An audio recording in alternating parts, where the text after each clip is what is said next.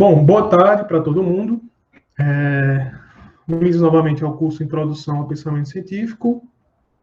O tema da nossa aula de hoje será o progresso científico, né?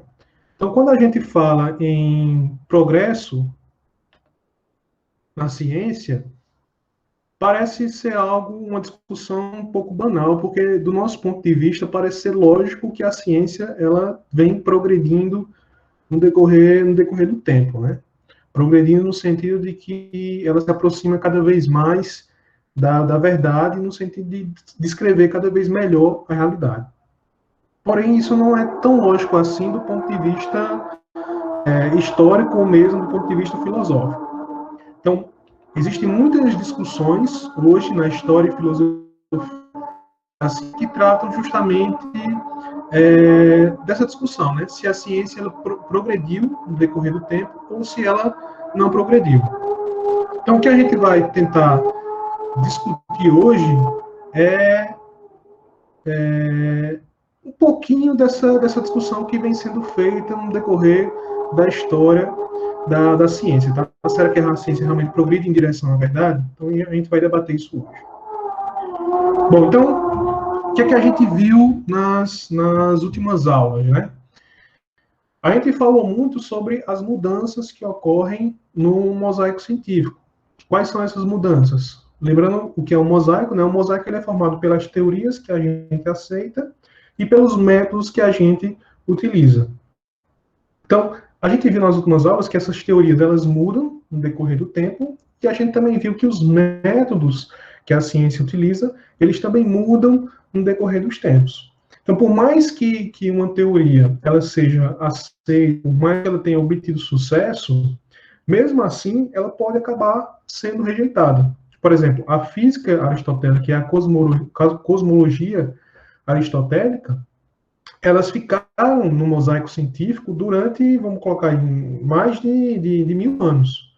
Mas mesmo assim, elas acabaram sendo rejeitadas. Então, não importa o sucesso da teoria, ela sempre pode ser rejeitada e pode ser substituída por uma nova teoria. Então, isso a gente viu nas últimas aulas.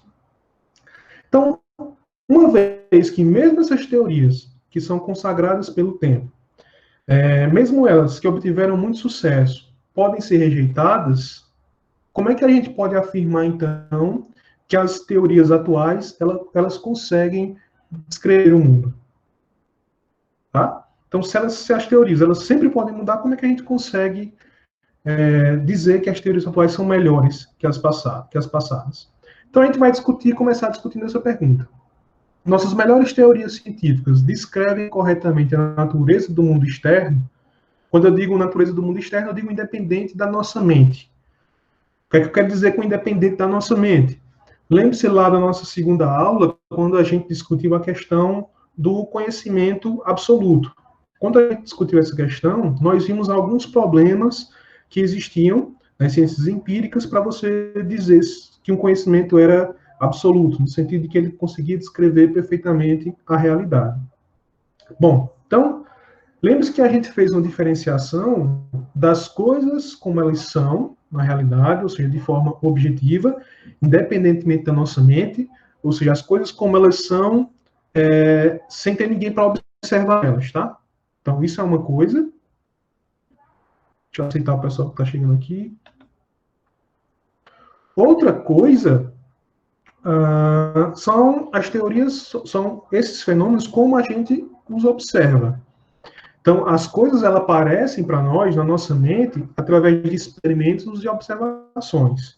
E aí, nós criamos teorias que tentam descrever a realidade. Só que a questão é, essas teorias que são feitas baseadas na nossa percepção, baseadas nas nossas observações, nos nossos experimentos, será que elas conseguem descrever a realidade como ela é? Então, essa é a questão. Ou elas conseguem apenas descrever a realidade como a gente a vê. Então, lembre-se que é uma coisa diferente. Uma coisa é como você vê a realidade, outra coisa é como a realidade é. Ok? Então, o que é que as nossas teorias descrevem? Elas descrevem a realidade ou elas descrevem o modo como a gente vê a realidade?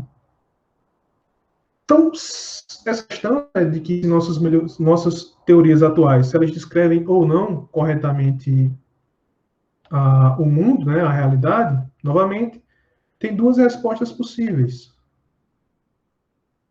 Duas respostas possíveis, ou sim, e aí tem a noção de realismo científico. Lembre-se que a gente falou sobre realismo científico lá na primeira aula, que é que diz os realistas, né, os realistas científicos, que acredita que a ciência ela pode ser vista de um ponto de vista realista. Essas pessoas elas acreditam que nossas melhores teorias elas vão descrever corretamente a natureza do mundo, independentemente da nossa mente. Ou seja, em outras palavras, quem é realista olha para a teoria da relatividade e acredita que a teoria da relatividade descreve o mundo como ele realmente é. Tá? Então, isso é o realismo científico. Quem não acredita que as nossas teorias descrevem o mundo da melhor forma são os antirrealistas. Então, o que é que diz o antirrealismo científico? Que a gente não sabe se as nossas teorias elas descrevem corretamente a natureza do mundo. Ou seja, descrevem a natureza independentemente da nossa mente. Então, segundo os realistas científicos, você pode usar teorias e, ao mesmo tempo, você pode aplicar essas teorias na prática. Você pode usar, né, aplicar a teoria na prática, ou você pode aceitar essa teoria como a melhor descrição disponível do mundo externo. Então, isso é o que dizem os realistas. Já no caso do antirrealismo, diz que a gente não deve aceitar teorias, não deve aceitar as teorias como melhor descrição do mundo. Não tem como a gente ter certeza disso. Mas a gente pode usar essas teorias. Essas teorias, elas são ferramentas úteis que a gente pode aplicar na prática. Então, lembre-se que essa visão antirrealista nada mais é do que o nosso instrumentalismo. Então, lembre-se que eu fiz a diferença lá na primeira aula, né, entre realismo científico e instrumentalismo, que estava associado à verdade por correspondência e verdade por coerência. Então, o realista, ele tem uma visão da verdade por correspondência, ou seja, ele acredita que a teoria ela descreve a realidade de forma perfeita. Tá? Então, isso é o realista científico. O instrumentista, por outro lado, acredita, na verdade, por coerência. Então, ele acredita que uma teoria é correta porque ela está de acordo com as suas outras crenças. E você pode utilizar essas teorias na prática. Tá? Então, essa é a diferença entre realismo e instrumentalismo. Bom, então, vou aceitar aqui.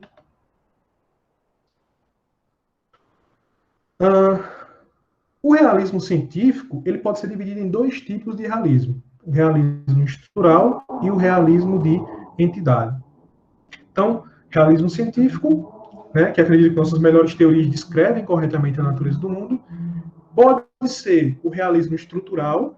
O que é o realismo estrutural?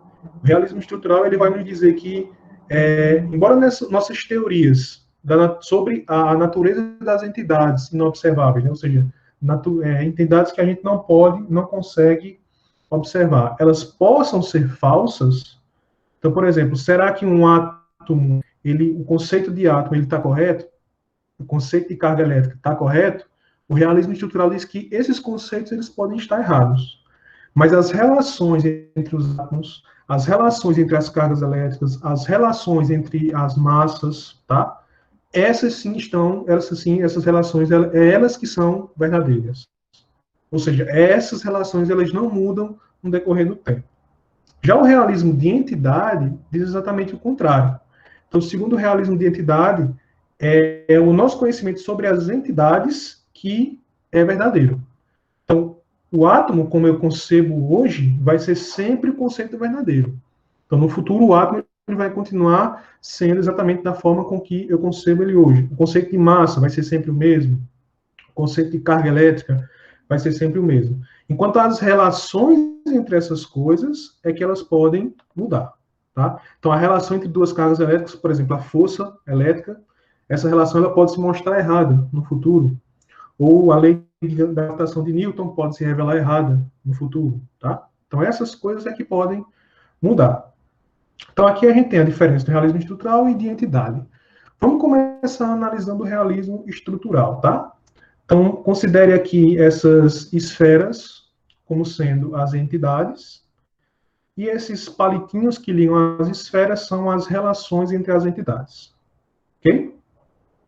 Então, segundo o realismo estrutural, o nosso conhecimento sobre as entidades não observáveis, tá? Ele pode ser falso. Mas as relações entre essas entidades é que são verdadeiras. Então, segundo o realismo estrutural, no futuro, a gente pode ter teorias que sejam rejeitadas. Porém, a maior parte das nossas equações, como, por exemplo, a equação da lei de Newton, da gravitação universal, ou então a lei de Descartes, né, para refração de uma onda de luz, ou então a relação entre energia e massa, a equação que relaciona energia e massa, a famosa E igual a mc quadrado do Einstein. Essas relações, essas equações, mesmo que a teoria no todo esteja errada, essas equações no futuro elas vão continuar sendo verdadeiras, tá? Então essas equações elas vão sobreviver ao tempo de uma forma ou de outra. Embora as entidades não necessariamente. Ok? Então, nosso conceito de luz pode mudar, nosso conceito de massa pode mudar com o tempo.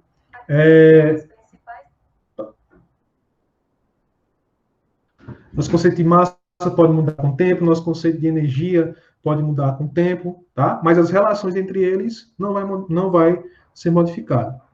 Então, isso é o realismo estrutural.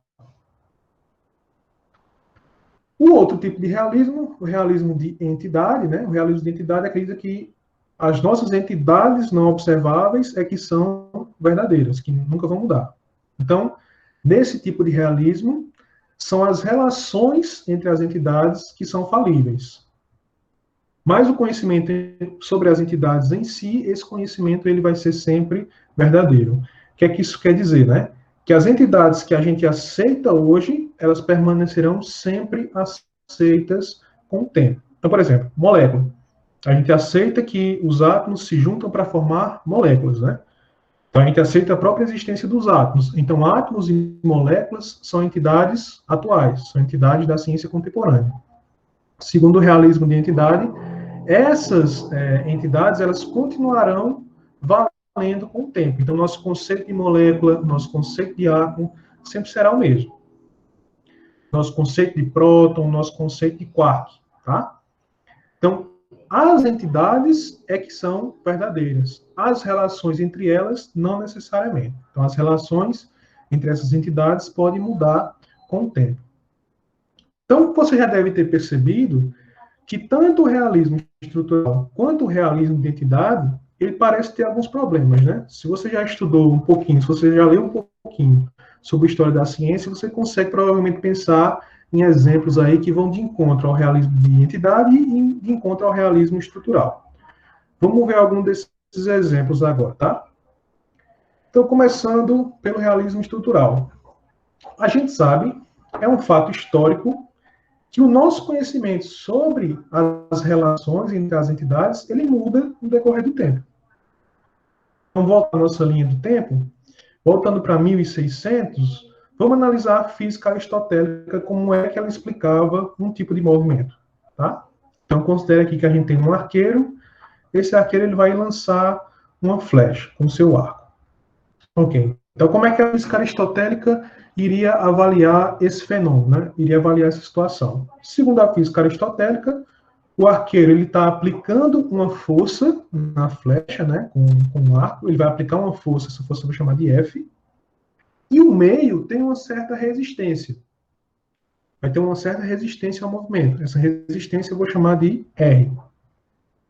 Uma vez que a flecha é lançada, ela tem uma certa velocidade V. Então, a força F aplicada na flecha, o meio tem uma resistência R, e uma vez que eu lanço a flecha, essa flecha tem uma velocidade V. Então, segundo a física aristotélica, né, se a força for maior que a resistência, o objeto ele vai se movimentar com a velocidade V, e essa velocidade vai ser proporcional à razão entre a força e a resistência do ar. Então, isso é chamado de lei do movimento violento, tá, de Aristóteles. Então, Se a força for maior que a resistência, o que acontece? A velocidade ela é proporcional à razão entre força e resistência. Ok? E o que acontece quando a força é menor que a resistência? Ou seja, a resistência vai ser maior que a força. O que acontece? Então, considere aqui, por exemplo, cavalo que tenta puxar uma pedra ou uma montanha. Tá? Então, eu amarro uma corda na montanha, amarro essa corda na outra ponta nos cavalos e coloco esses cavalos para tentar arrastar essa montanha. A resistência, nesse caso, vai ser muito maior do que a força aplicada. Então, se a resistência é maior que a força que está sendo aplicada, o objeto ele não vai se mover. Ok? E aí a gente chega aqui nessa lei do movimento aristotélico. Força é maior que resistência? Se a força for maior que a resistência, então a velocidade é proporcional à razão entre força e resistência. Se a força não é maior que a resistência, ou seja, se a resistência é maior do que a força, então o objeto simplesmente não se move. A velocidade dele vai ser zero. Que é o que está descrito aqui, tá? Bom, então essa é a visão da física aristotélica de 1600. Em 1800, no mosaico científico, você não tinha mais a física aristotélica, e sim a física newtoniana. E como é que a física newtoniana explicaria esse mesmo fenômeno? Então vamos lá. Então você tem o arco e flecha, né? Novamente o arqueiro segurando o arco e flecha, ele vai lançar a flecha. A flecha, segundo a física newtoniana, tem uma massa m. E o arqueiro aplica uma força F, sobre a flecha. Quando a flecha é lançada, ela vai ter uma aceleração, A. Então, segundo a física newtoniana, a aceleração do corpo ela é proporcional à força líquida. Ou seja, quanto maior a força, maior vai ser a aceleração. Quanto maior a força que o arqueiro colocar, maior vai ser a aceleração. E se você mantiver a mesma força, né, quanto mais, menor a aceleração, inversamente proporcional à massa. Ou seja, essa equação aqui, tá? Que ela pode ser escrita de uma outra forma, que a gente conhece como segunda lei de Newton para o movimento. Então, a aceleração A de um corpo é proporcional à força resultante. Quanto maior a força, maior a aceleração. E é inversamente proporcional à massa do corpo. Quanto maior a massa, mantida a força constante, menor é a aceleração. Ok? Então, o que a gente percebe? A gente percebe aqui que essas duas visões de mundo, né, tanto a aristotélica quanto a medieval, elas explicam o movimento com equações diferentes. Então, isso já é um ponto contra o realismo estrutural. Outra coisa que a gente pode perceber, em 1800, a gravitação, como era descrita a gravitação? Era descrita através da lei da gravidade, lei da gravitação universal de Newton, que fazia parte da teoria de Isaac Newton, que era essa equação aqui. Hoje, a gravidade ela é entendida de uma forma diferente, com uma relação diferente. Então, hoje, a relatividade geral utiliza essa equação de campo. Então, veja que as duas equações são diferentes, mas elas descrevem o mesmo fenômeno. Ok? Ou seja, as relações que explicam a gravidade mudaram no decorrer do tempo. Então, o que a história da ciência mostrou para a gente? Que o nosso conhecimento entre as relações entre as entidades, ele muda. Então, ele é mutável. E isso é um ponto contra o realismo estrutural, né? Então, o diagnóstico que a gente pode dar é que o realismo estrutural ele é falho, porque se a gente olhar para a história da ciência, a gente vai ver vários exemplos onde relações entre as entidades elas não estão imunes a mudanças. Então, elas mudam no decorrer do tempo. E o realismo de entidade. Será que a gente tem algum exemplo histórico que vá de encontro ao realismo de entidade? Né? Só lembrando, realismo de entidade, segundo ele, é o nosso conhecimento sobre as entidades, que é verdadeiro, embora as relações entre essas entidades ela pode ser falso. Então vamos lá. O que é que diz o realismo de entidade? Está para 1750.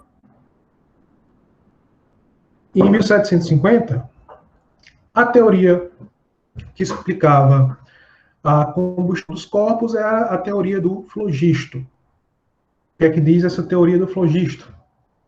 Então vamos imaginar aqui que você pega algum material, pode ser madeira aqui, que é o exemplo, né, do caso, e você coloca fogo nesse material. Então ele começa a queimar. Então, segundo essa teoria do flogisto, você tinha uma substância, essa substância estava dentro do material que estava queimando, ou seja, estava dentro da madeira.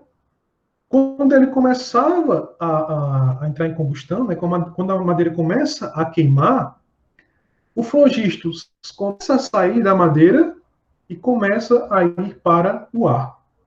Ou seja, a madeira ela vai ficando desflogisticada, enquanto o ar vai ficando flogisticado.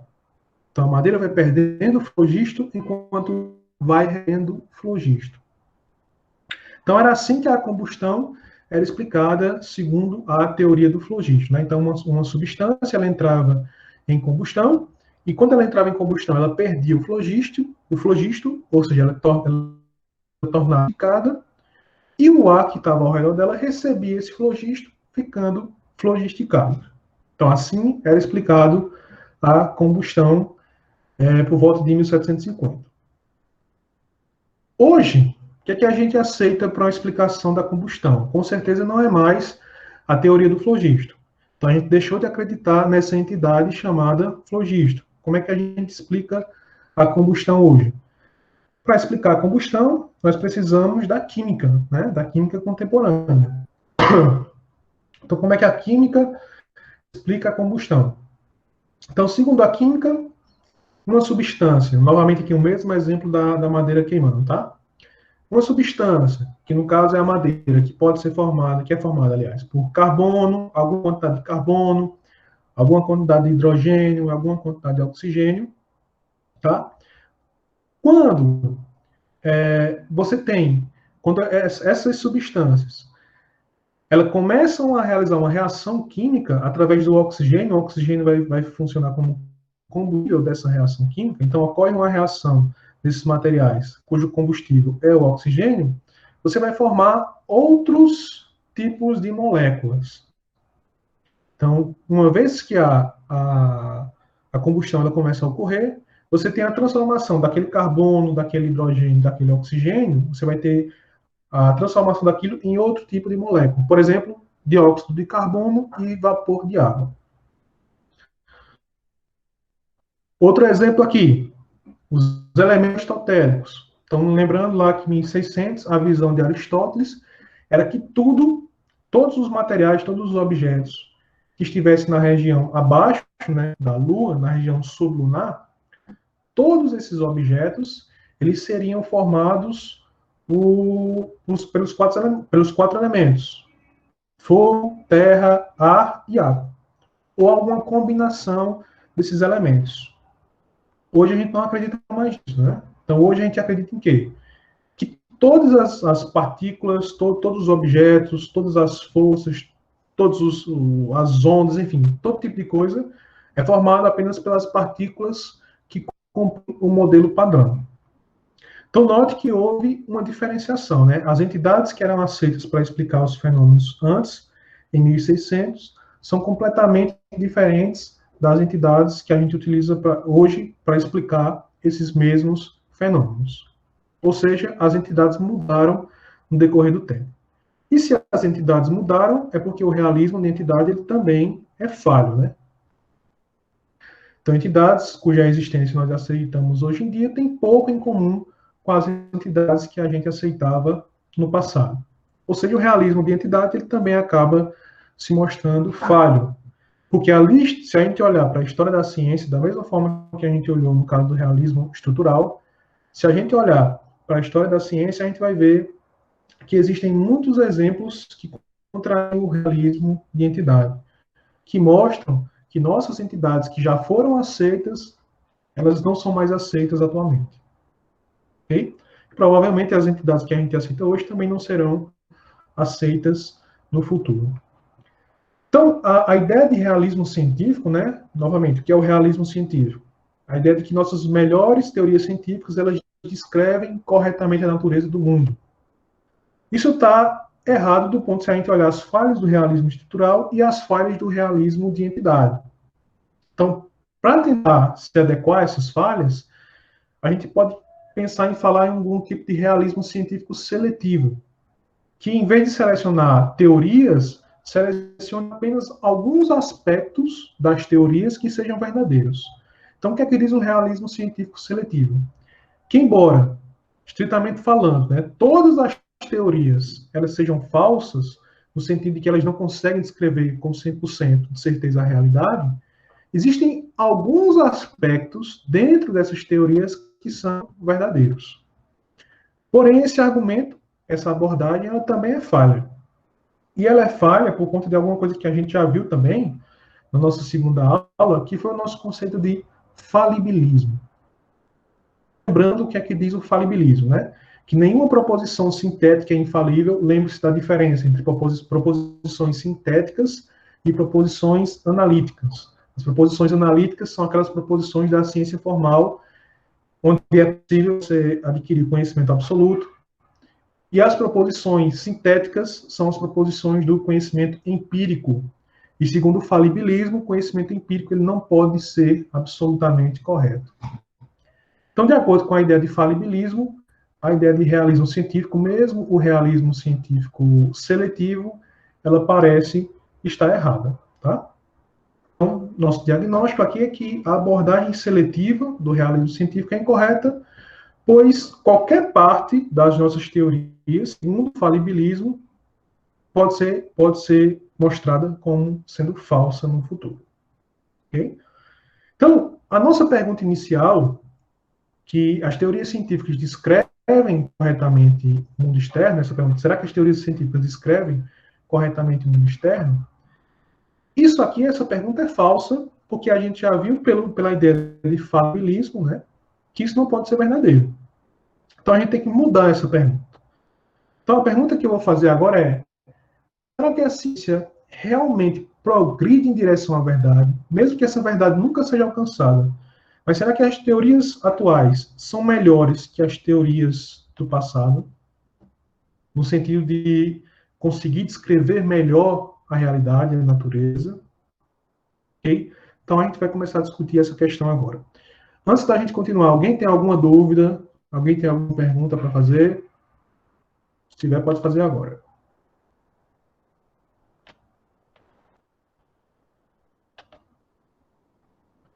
Bom, então, continuando. Bom, então, a ciência realmente progride em direção à verdade? Essa é uma questão que causa um grande debate entre os historiadores e filósofos da ciência, tá? Vamos começar falando sobre uma das visões que é mais adotadas, que respondem a essa pergunta, que é a visão do filósofo Thomas Kuhn. Então, em 1962, o Thomas Kuhn ele escreveu um livro muito importante sobre a ciência, na relação da ciência, e o livro se chama A Estrutura das Revoluções Científicas. E nesse livro, Thomas Kuhn ele aponta qual é a visão dele de ciência e como a visão dele, a ciência ela muda, ou a ciência sofre revoluções. Então, como é a revolução na ciência, como acontece a revolução na ciência, de acordo com o Thomas Kuhn. Então, Thomas Kuhn ele acreditava que a ciência, primeiramente, ela estaria num estado que ele chamou de ciência normal. O que é esse estado de ciência normal? Na ciência normal, a comunidade científica ela aceita o que o Thomas Kuhn chamou de paradigma. E o que é o paradigma do Thomas Kuhn? É o conjunto de crenças, valores, métodos, técnicas, etc., que eram aceitos pela comunidade científica. Então, é um pouco parecido com o nosso conceito de cosmovisão, tá? Que a gente discutiu lá na primeira aula. Então, essa era a visão de paradigma do Thomas Kuhn. Então, a ciência normal, ela tinha, a comunidade científica tinha um paradigma, tinha uma cosmovisão. Durante a ciência normal, o que acontecia? Os problemas que iam surgindo, eles eram resolvidos pela ciência. Então, as teorias científicas, elas conseguiam resolver os problemas que iam surgindo, exceto algumas anomalias que aconteciam, e as teorias científicas da ciência normal não conseguem dar conta de responder essas anomalias, tá? Então, essa é a ciência normal, segundo o Thomas Kuhn. Então, você tem um paradigma, a comunidade científica aceita um paradigma. Com esse paradigma, ela consegue resolver os enigmas, consegue resolver os problemas, exceto um ou outro problema. Só que o que acontece? Esses problemas, essas anomalias, elas vão se acumulando com o tempo. Até que chegar um ponto em que o paradigma vigente, ele tem muitas anomalias, né, muitos problemas que ele não consegue resolver. E quando isso acontece, o Thomas Kuhn diz que a gente tem uma crise na ciência. Tá? Ele chamou isso de crise.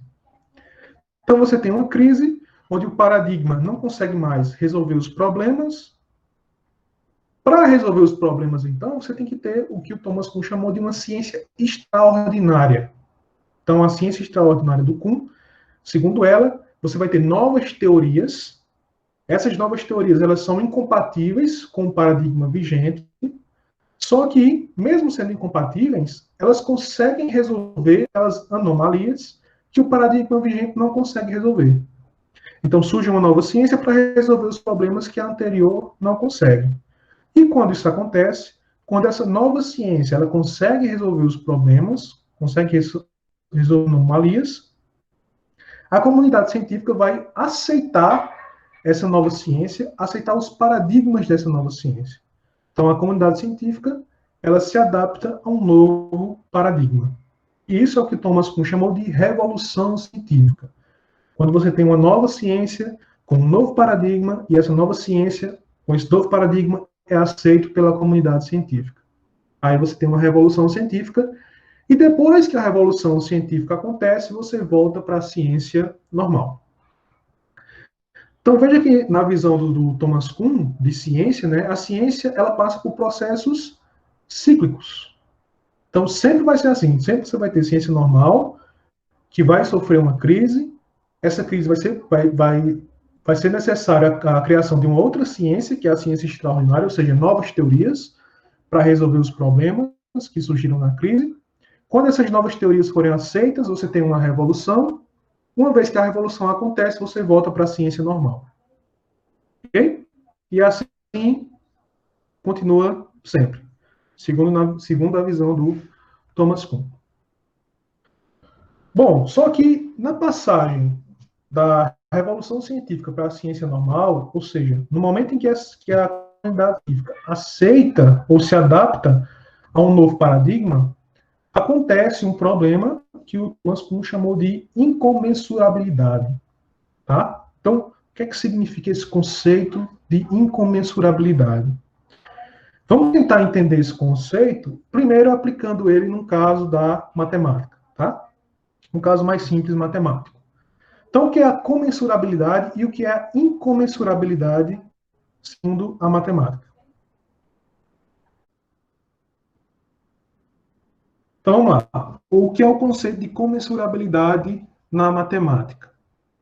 Então, imagine que a gente tem uma corda de 4 metros, e aí você tem uma outra corda de 6 metros. Ok? Então, tem uma corda de 4 metros e tem outra corda de 6 metros.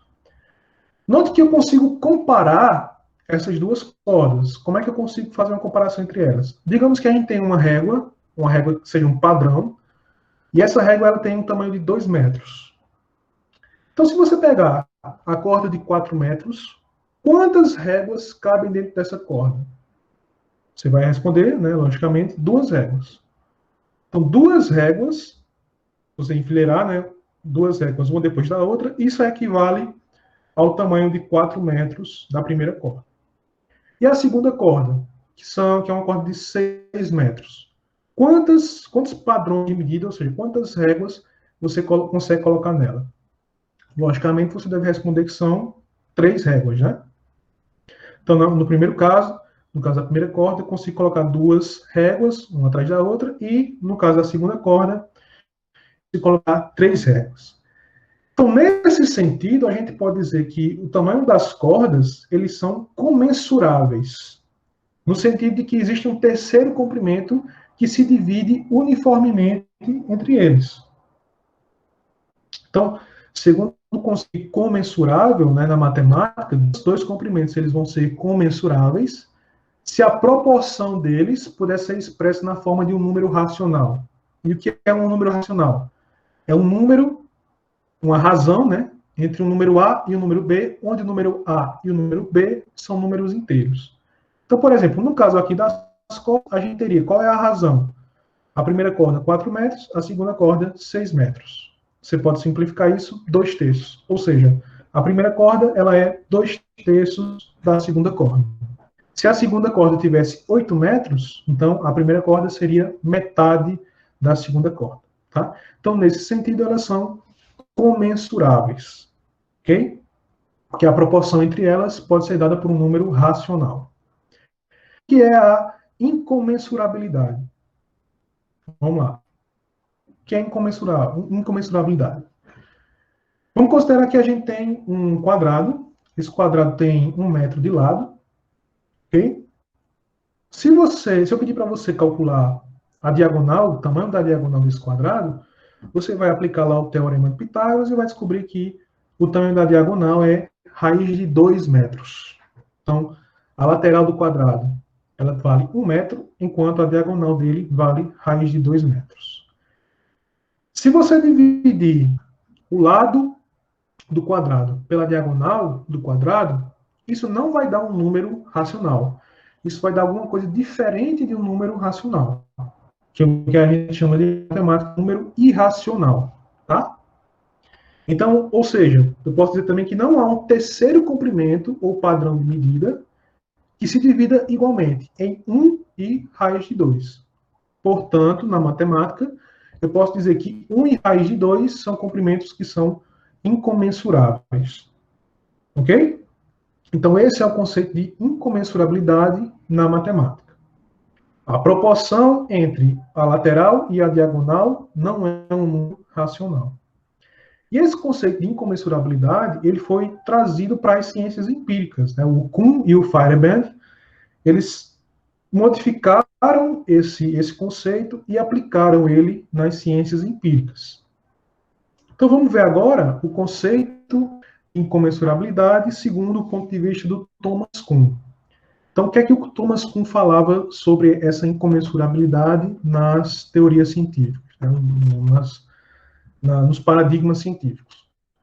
Então, segundo Thomas Kuhn, cada paradigma, ou seja, cada tipo de ciência, né? Você vai ter uma ciência, depois a comunidade científica aceita um paradigma, depois da revolução vai ter outro paradigma. Cada um desses paradigmas habita em um ambiente conceitualmente único, segundo Thomas Kuhn.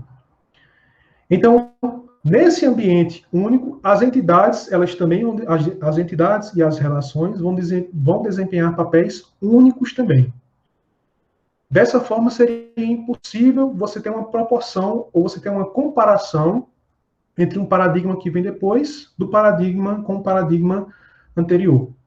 Porque você não poderia pegar uma entidade e comparar ela com outra entidade de outro paradigma, já que elas são entidades incomensuráveis, nas palavras do Thomas Kuhn. Para a gente ver essa incomensurabilidade na prática, para a gente entender melhor esse conceito, que é um conceito um pouco difícil, um pouco abstrato, tá? Vamos ver alguns exemplos aqui, aliás, um exemplo, que é o exemplo da diferença conceitual que existe na física clássica e a diferença conceitual que existe na física quântica. Ok? Então, na física clássica, a gente tem basicamente dois tipos de entidades, que são as partículas e as ondas. Então, vamos começar pelas partículas. O que é uma partícula do ponto de vista clássico? Tá? Então, vamos lá. Vamos pensar num experimento que possa mostrar essas características corpusculares da matéria. Então, imagine que você tem uma parede, essa parede é uma parede sólida, e na frente dessa parede você tem outra parede. Só que essa parede que está na frente, ela tem duas fendas. E aí tem aqui um golfista. Esse golfista ele vai rebater várias bolas de golfe na cor azul. Essas bolas de golfe, algumas delas conseguem passar pela primeira parede, conseguem passar pelas fendas. E as que conseguem passar, elas, digamos que elas fiquem marcadas ou que elas fiquem apregadas lá na segunda parede, na parte de trás. Tá? Então vamos lá. O golfista começa a rebater as bolas. Então qual é o padrão que a gente espera que surja na parede de trás? Ele começou a bater as bolas, né? Algumas bolas passam pela fenda da direita, outras passam pela fenda da esquerda. Algumas delas batem na primeira parede e não conseguem passar. O padrão que a gente vai ter na parede de trás é esse padrão aí. Ok? Então, esse experimento, feito com partículas, a gente vai ver esse padrão na parede de trás. Certo? Então, aquelas bolas de golfe que atravessam as fendas, né, elas formam duas linhas de impressão na parede de trás. Isso aqui é um ponto de vista de cima, tá? E o que seria uma onda na física clássica? Então, vamos imaginar que a gente tem aqui a nossa parede de trás, a parede da frente. Digamos que a parede da frente só tenha inicialmente uma fenda, tá? E aí eu coloco uma fonte de luz. Se a luz fosse feita de partículas, o que a gente esperaria encontrar na parede de trás? Qual o padrão que a gente veria? Padrão de luminosidade. Seria algo mais ou menos assim. Concordam? Bom, se a gente tivesse duas fendas, se a gente abrisse uma segunda fenda na parede da frente, qual o padrão, se a luz fosse feita de partículas, qual o padrão a gente esperaria observar na trás? Seria esse padrão aqui, que é o mesmo padrão das bolas de golfe. Só que se você realiza esse experimento e você faz as fendas suficientemente pequenas, né, para a luz passar, você vai ver uma coisa diferente, bastante diferente. Então, fazendo esse experimento, na realidade, o que você observa é isso aqui. Então, em vez de observar isso, que é o que você deveria observar se a luz fosse feita de partículas, você observa isso, na realidade. Que é um padrão bastante diferente do padrão anterior, né? Qual é a explicação para isso? A explicação para isso é que a luz, na verdade, ela é formada por ondas, segundo a física clássica. Então, essas ondas, ao passar, elas passam ao mesmo tempo pelas duas fendas, e ao passar pelas duas fendas, essas ondas vão interferir uma com a outra. Essa interferência é o que causa esse padrão que a gente está observando aí na parede de trás. Então, você pode ter uma interferência que seja destrutiva, que é quando uma onda anula a outra, e aí você tem uma faixa escura, ou você pode ter uma interferência construtiva, que é quando uma onda se soma à outra, e aí você tem uma faixa clara. Ok? Então, do ponto de vista da física clássica, nós temos dois tipos de entidades que são diferentes. Nós temos as partículas e nós temos as ondas. Tá? Então, o exemplo de partícula a gente viu com as bolas de golfe, né? Então, essas entidades, elas têm uma natureza que eu vou chamar de natureza corpuscular, ou natureza particular, natureza de partícula. Enquanto outras entidades, como a luz, tinham uma natureza ondulatória. Só que isso é do ponto de vista da física clássica. O que acontece na física quântica? Como é que a física quântica vê esses dois fenômenos? Ou essas duas entidades, né? Então vamos aqui fazer o mesmo experimento, só que agora eu vou pegar uma pistola de partículas que dispara elétrons, um de cada vez, tá? Que padrão vai surgir na parede? Pense um pouco. Qual é o padrão que você espera que surja na parede ali atrás? Se os elétrons forem partículas, provavelmente o que vai surgir é isso que a gente está observando. Tá? Então, se a gente conseguir observar esses dois padrões, né, que correspondem um a cada fenda, então a gente conclui que o elétron ele é partícula. Ok.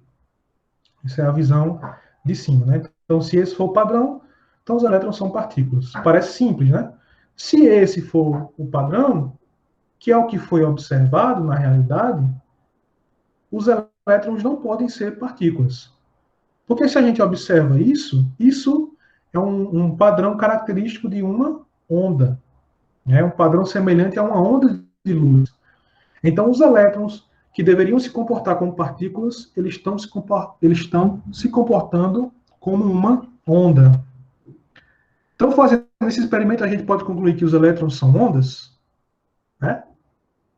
E, de alguma forma, o elétron está passando pelas duas fendas. O que é que causa essa interferência? O elétron está passando pelas duas fendas. Quando ele passa, ele interfere com ele mesmo e causa o padrão de interferência. Portanto, o elétron é uma onda. Que aí é que surge um problema, né? Os físicos eles queriam observar por onde o elétron passava. Se o elétron estava passando por uma fenda, se ele estava passando pela outra fenda, ou se ele estava passando por ambas as fendas ao mesmo tempo. Para você descobrir isso, o que é que você faz? Você coloca um detector de partículas. Esse detector ele vai te dizer por onde o elétron está passando. Por uma fenda, pela outra fenda, pelas duas fendas. Então vamos lá. Vamos colocar um detector. Colocou um detector lá e agora você sabe por onde o elétron passa. Só que, quando você coloca o detector, o que acontece? Você vai detectar o elétron passando apenas ou em uma abertura ou na outra abertura. Ou em uma fenda ou na outra fenda. Nunca nas duas fendas ao mesmo tempo. Certo? Só que surge outro problema também.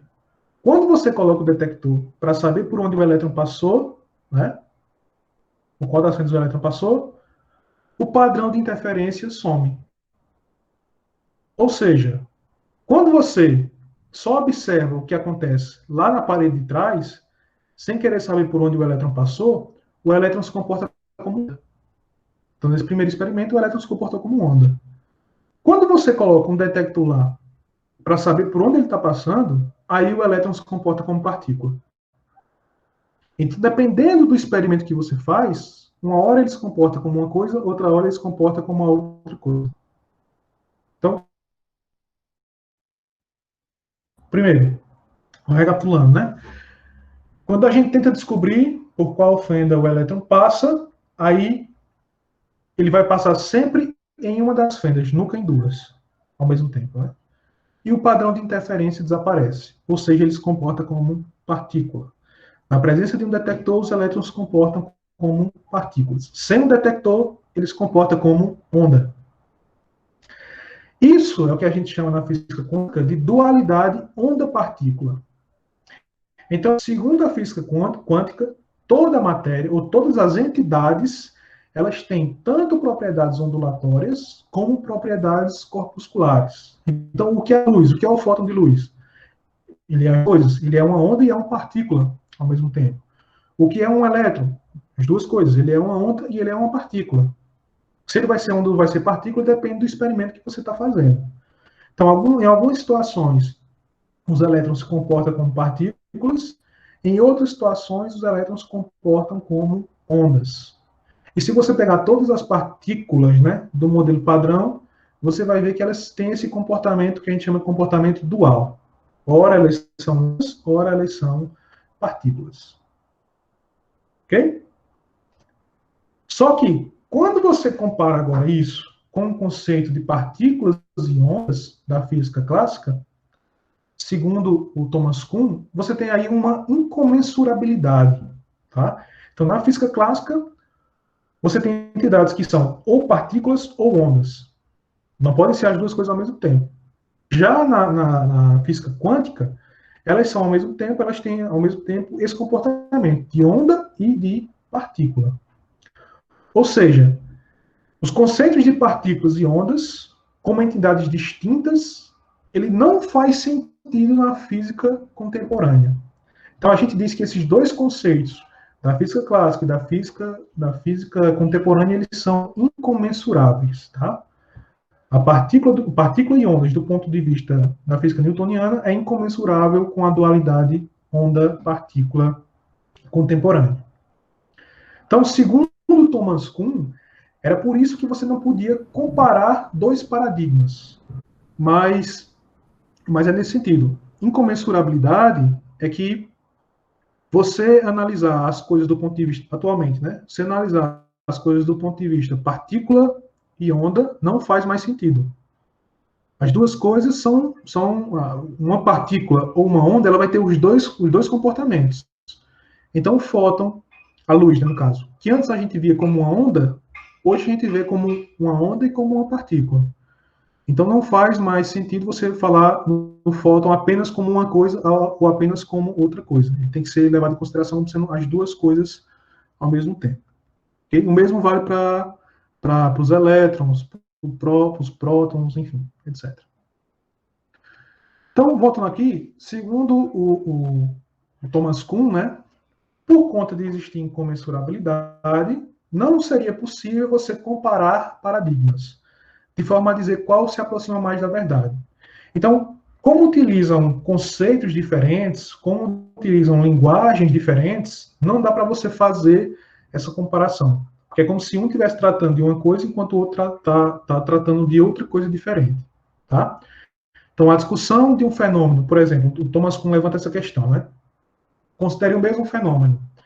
O mesmo fenômeno que fosse discutido entre um físico moderno e um físico aristotélico, essa discussão seria impossível. Por quê? Porque os conceitos e as linguagens utilizadas na ciência aristotélica são completamente diferentes dos conceitos e das linguagens utilizadas na física moderna. Então, como existe essa incomensurabilidade, né, você não consegue, segundo Thomas Kuhn, fazer uma comparação de qual dos dois paradigmas é melhor. Ok? Pelo menos no sentido de aproximação da verdade. Então, segundo Thomas Kuhn, a gente não pode afirmar que a ciência progride no sentido de se aproximar de uma verdade. Ok? Porque a gente não pode comparar dois paradigmas diferentes. Então, até aqui, deu para entender mais ou menos esse conceito de incomensurabilidade?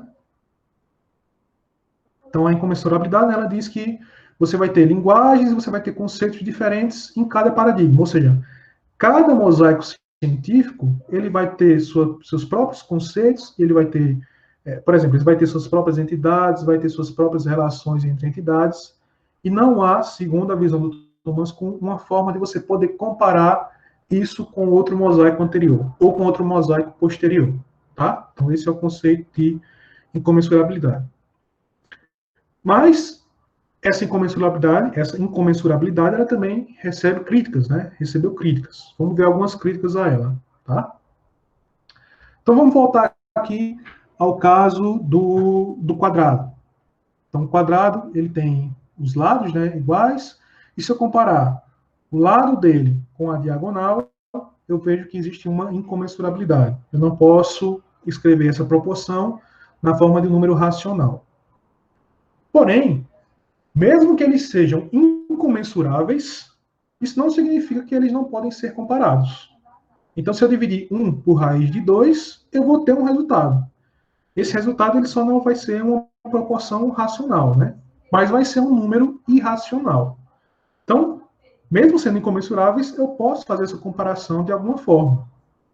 Outro caso aqui da matemática, um círculo, por exemplo. Um círculo, se você pegar a circunferência dele e dividir pelo diâmetro, você vai ter que valor?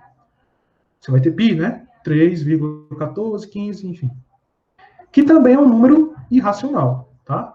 Então, mesmo que você não possa, mesmo que exista a incomensurabilidade, você continua, pelo menos em alguns aspectos, podendo fazer comparações entre as coisas. Então, mesmo que as tradições, mesmo que os mosaicos de Newton e de Aristóteles sejam diferentes, você ainda consegue, de alguma forma, comparar eles. Como? Por exemplo, vamos considerar agora o ponto de vista instrumentalista, tá? Lembra, o que é que diz o instrumentalismo? Que mesmo que você não acredite que uma teoria corresponda à verdade, você pode utilizar essa teoria na prática. Então, do ponto de vista instrumentalista, vamos comparar a física newtoniana e a física aristotélica. É lógico que a física newtoniana é preferível à física aristotélica desse ponto de vista instrumentalista. Por quê? Com a física newtoniana, a gente consegue fazer coisas que seriam impossíveis de fazer com a física aristotélica. Então, você consegue Talvez, por exemplo, seria possível construir um prédio com a física de Aristóteles? Sim, seria, né? Você tem vários exemplos de monumentos construídos basicamente com a física aristotélica. Mas com a física de Newton você consegue não só construir um prédio, mas como você também conseguiu enviar o homem à Lua, você conseguiu botar uma estação espacial em órbita da Terra, você conseguiu enviar robôs para Marte. Então, essas coisas, elas não conseguiriam ser realizadas utilizando apenas a física aristotélica. Da mesma forma, se a gente comparar a física moderna, né, por exemplo, a relatividade com a física de Newton, com a física newtoniana, vão existir aplicações tecnológicas, como por exemplo o GPS, que só é possível utilizando a física de Einstein, a teoria da relatividade geral. Se você fosse utilizar apenas a física newtoniana, você não conseguiria ter desenvolvido o GPS, por exemplo. Okay? Então, desse ponto de vista prático, você pode dizer que uma teoria é melhor que a outra, do ponto de vista prático. Tá? Então, voltamos aqui à nossa pergunta. A ciência progride em direção à verdade? Segundo Thomas Kuhn, a gente não pode afirmar isso, porque, segundo ele, não tem como você comparar dois paradigmas para dizer que um paradigma é melhor que o outro, uma vez que eles utilizam linguagens diferentes. Ok? Embora ela possa progredir no sentido de conseguir resolver, de ter mais aplicações práticas, por exemplo. Beleza? Alguma pergunta até aqui? Continuar, tá?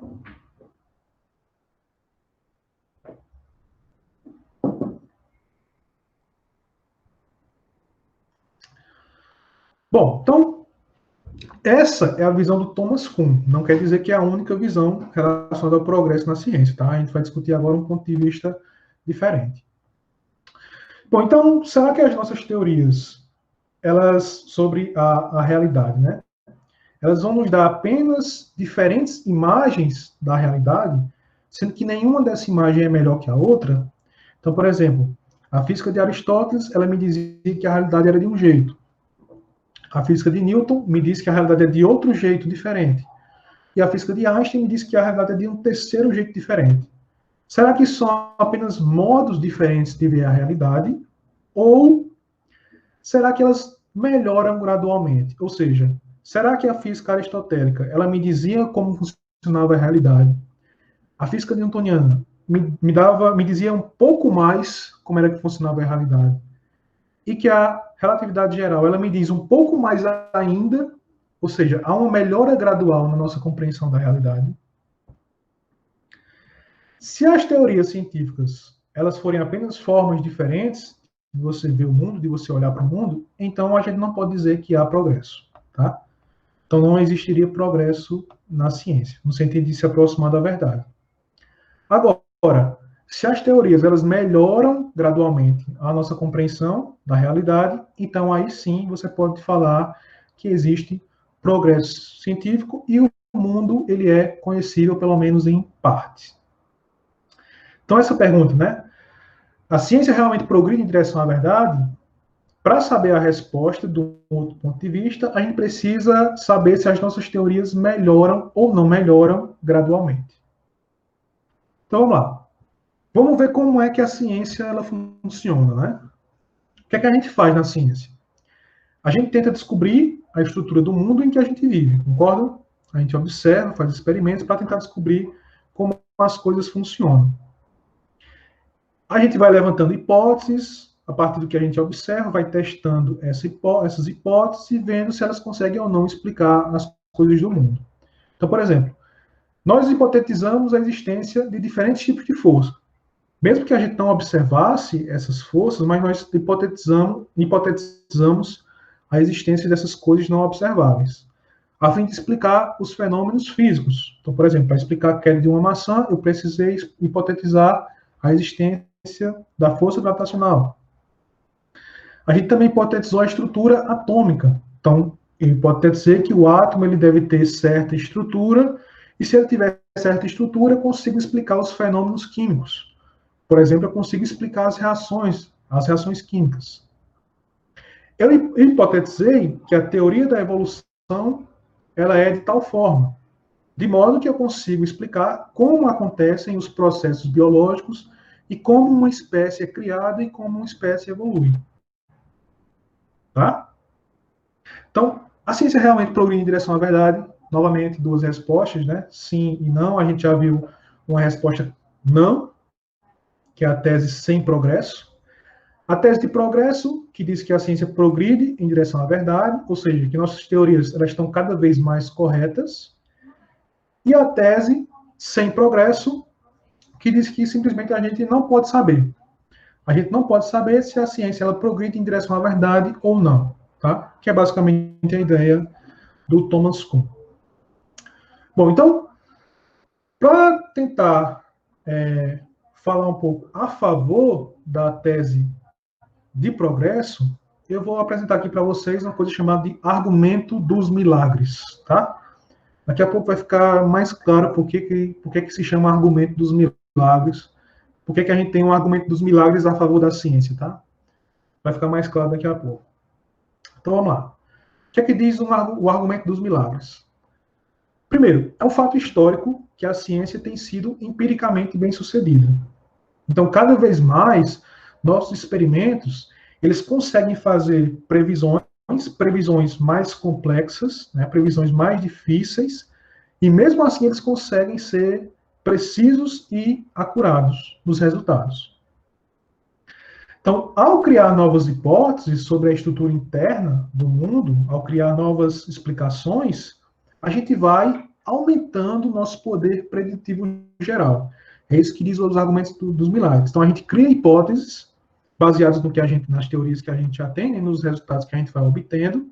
A gente vai criando hipóteses, e quanto mais hipóteses a gente vai criando, mais coisas a gente vai conseguir prever. Mais coisas a gente consegue prever com precisão.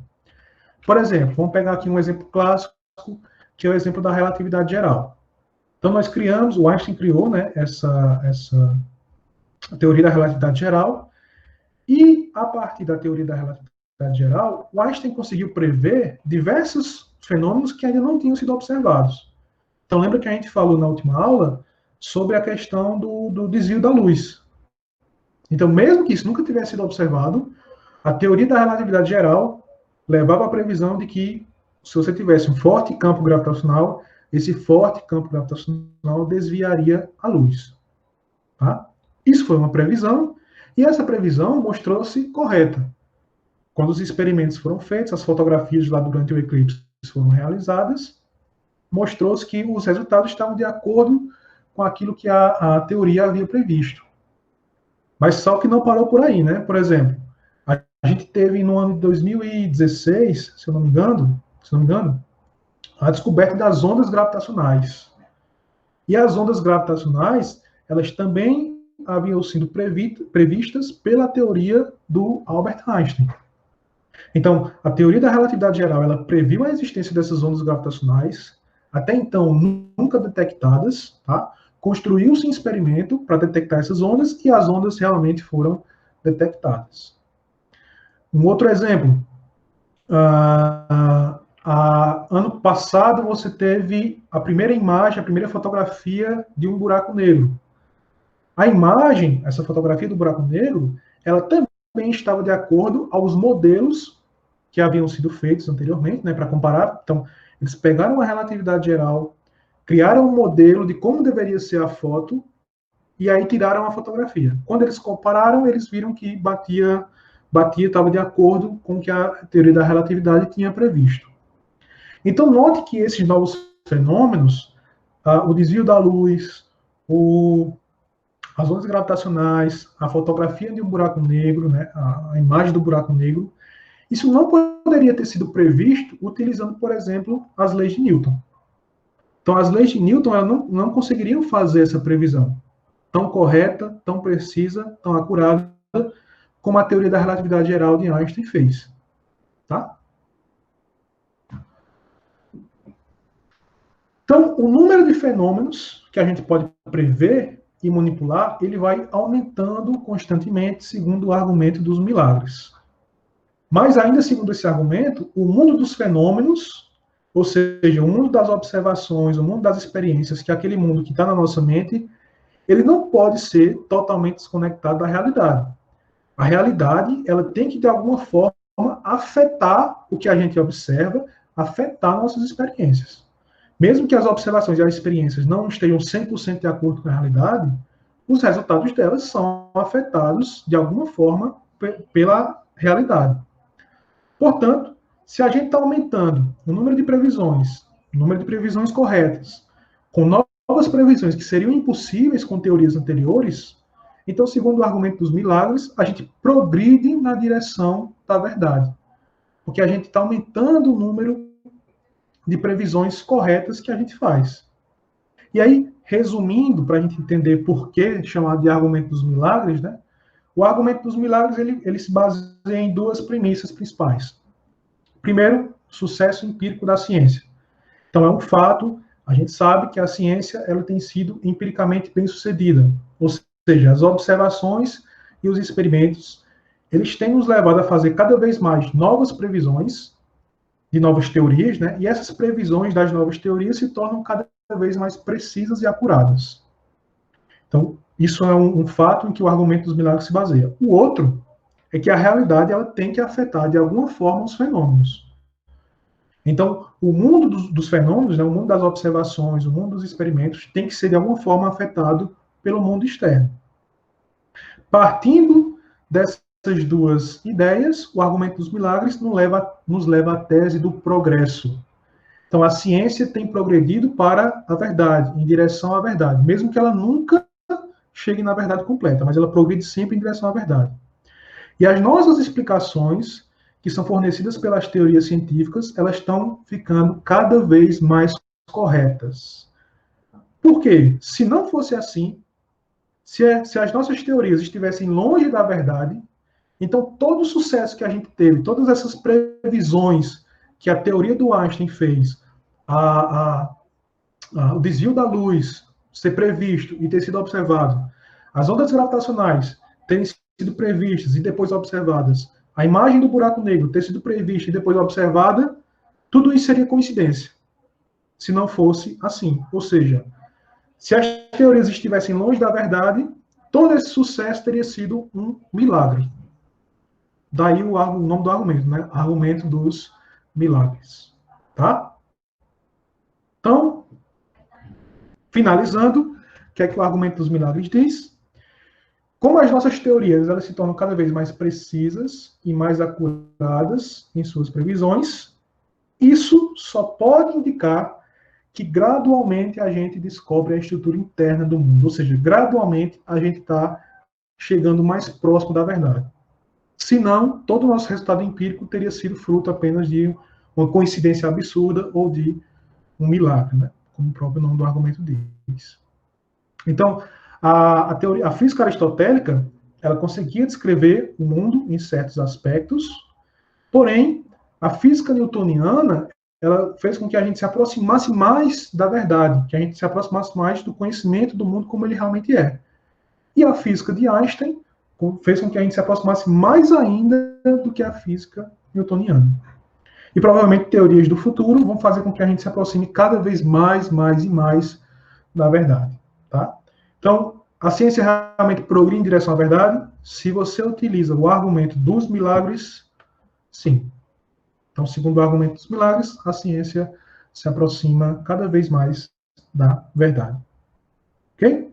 Então, a gente tem duas respostas. Né? A gente tem a resposta do Kuhn, de que a ciência não progride em direção à verdade, e a gente tem a resposta baseada no argumento dos milagres, de que a ciência se aproxima cada vez mais da verdade. Então, em uma tese não existe progresso, no sentido de se aproximar da verdade, na outra tese existe progresso, no sentido de se aproximar da verdade. Okay? E aí você vai ter historiadores e filósofos que defendem uma ou outra teoria, tá? Outra resposta.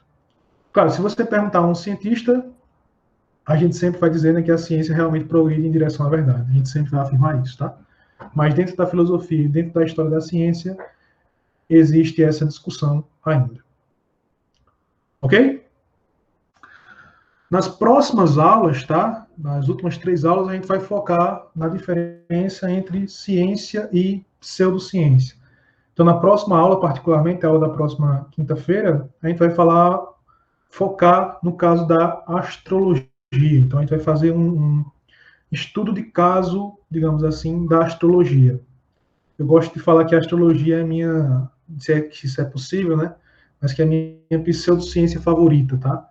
No sentido de que ela não faz muito mal, ela não é tão maléfica assim contra outras ciências, contra outras pseudociências, aliás.